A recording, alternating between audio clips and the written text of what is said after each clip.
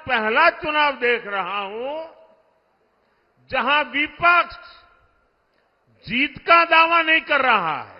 आज सपा की स्थिति ये है कि यहां हर घंटे उसे अपने उम्मीदवार बदलने पड़ रहे हैं। जिन सीटों को कांग्रेस अपना गढ़ मानती थी, वहां भी उसे उम्मीदवार उतारने की हिम्मत नहीं हो रही है।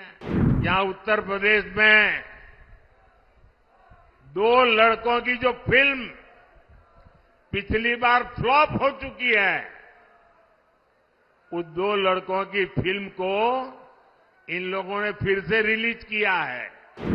मुझे समझ नहीं आता, अरे काठ की हांडी को ये इंडी गठबंधन वाले कितनी बार चढ़ाएंगे। साथियों, अब हम भारत को विकसित राष्ट्र बनाने के मिशन में जुटे हैं। वहीं दूसरी तरफ जो हमारे विरोधी हैं, वो क्या कर रहे हैं? ये सत्ता पाने के लिए तड़प रहे हैं, छटपटा रहे हैं।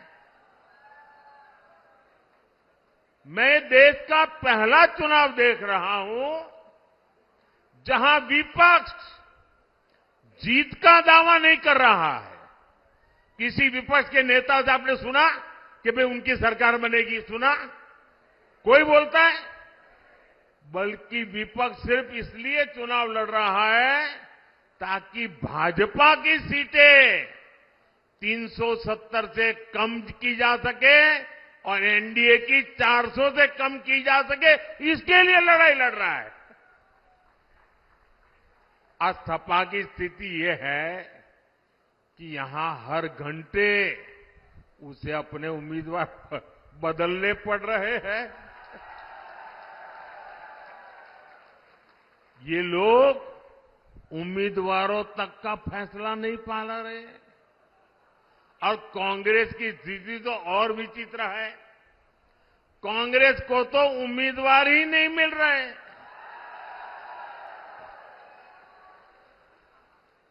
जिन सीटों को कांग्रेस अपना गढ़ मानती थी, वहां भी उसे उम्मीदवार उतारने की हिम्मत नहीं हो रही है। मैंने तो देखा कुछ जगह पे जिसको उन्होंने उम्मीदवार घोषित कर दिया, टिकट दे दिया, उसने दूसरे दिन वो इस्तीफा दे दिया। यानी इंडी गठबंधन अस्थिरता और अनिश्चितता का दूसरा नाम बन चुका है। इसलिए देश आज उनकी एक भी बात को गंभीरता से नहीं ले रहा है। और मैं उत्तर प्रदेश को तो, क्योंकि यहां के लोग बहुत जानकार हैं, समझदार हैं, आपको याद होगा पुराना, यहां उत्तर प्रदेश में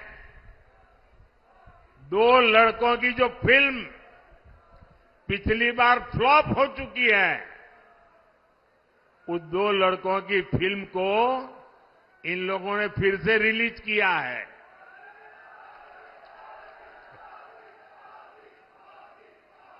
मुझे समझ नहीं आता, अरे काठ की हांडी को ये इंडी गठबंधन वाले कितनी बार चढ़ाएंगे।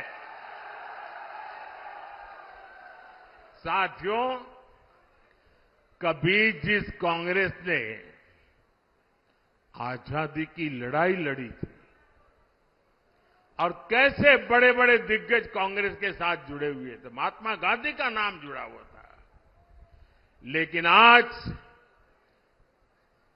देश एक स्वर से कह रहा है, आजादी की लड़ाई लड़ने वाली वो कांग्रेस तो दशकों पहले ही समाप्त हो चुकी है।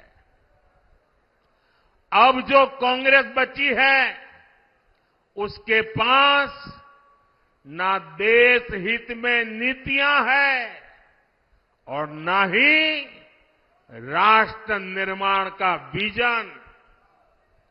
आपने देखा होगा कल कांग्रेस ने जिस तरह का घोषणा पत्र जारी किया है, उससे साबित हो गया है कि आज की कांग्रेस आज के भारत की आशाओं, आकांक्षाओं से पूरी तरह कट चुकी है।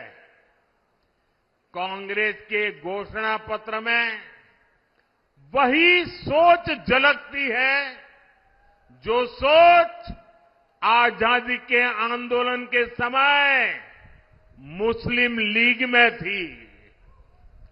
कांग्रेस के घोषणा पत्र में पूरी तरह मुस्लिम लीग की छाप है और इस मुस्लिम लीग वाले घोषणा पत्र में जो कुछ हिस्सा बचा खुचा रह गया, उसमें वामपंथी पूरी तरह हावी हो चुके हैं। कुल मिलाकर कांग्रेस इसमें दूर दूर तक नहीं दिखाई देती है। ऐसी कांग्रेस 21वीं सदी में भारत को आगे नहीं बढ़ा सकती।